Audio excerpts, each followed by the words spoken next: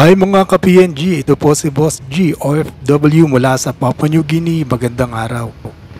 Ayan mga ka-PNG, tayo po ay nandito pa rin sa Pilipinas para tapusin ang ating 45 days na bakasyon. At ito na nga, ako po ay nag-crave ng Angel's Burger. At ito nga kasi yung madalas pag-usapan namin ng mga kasamahan ko sa trabaho na mura itong burger na ito at buy one take one pa nga. Ayan, kung makikita nyo ang presyo, 50 lang.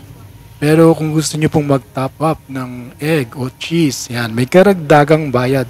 Pero ang kagandahan kasi rito, ito yung halos pumalit sa burger machine na nakikita natin sa mga kanto-kanto, siya na ngayon ang namamayagpag, itong Angel's Burger. At tinry nga nating bumili, ito, kasalukuyang niluluto ni ate sa ating harapan. Ang buy one take one na burger. At nagpadagdag pa nga tayo ng egg, kita nyo naman. Fresh na fresh ang burger at eggs. At balita ko masarap din ito at lasang Frank's. Alam nyo po yung pwesto rin natin, nung mga kasabayan ng burger machine.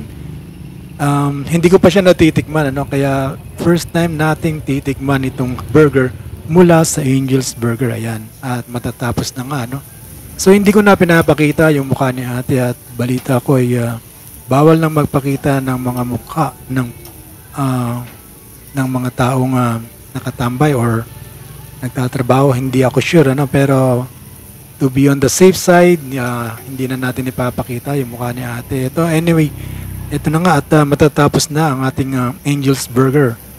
At inilalagay na lang ni ate yung mga palaman dito sa tinapay na to at matitikman na rin natin kung masarap nga ba o hindi at hahatulan natin yan mga ka-PNG. At ito na nga, nilalagyan niya na ng mayo or mayonnaise at ketchup ang ating burger. Hindi na natin tatanungin kung anong pangalan ni ate, kasi mukhang busy rin siya. Basta kunin na lang natin yung burger pagkatapos. Yan. Tapos na. Ipapack na lang niya at dadali na natin sa bahay para kainin. Ito na nga mga ka-PNG, nasa bahay na nga tayo at susubukan na natin kung masarap ba ang Angel's Burger. Ayan. At ang ating hatol ay yes, masarap po mga ka-PNG.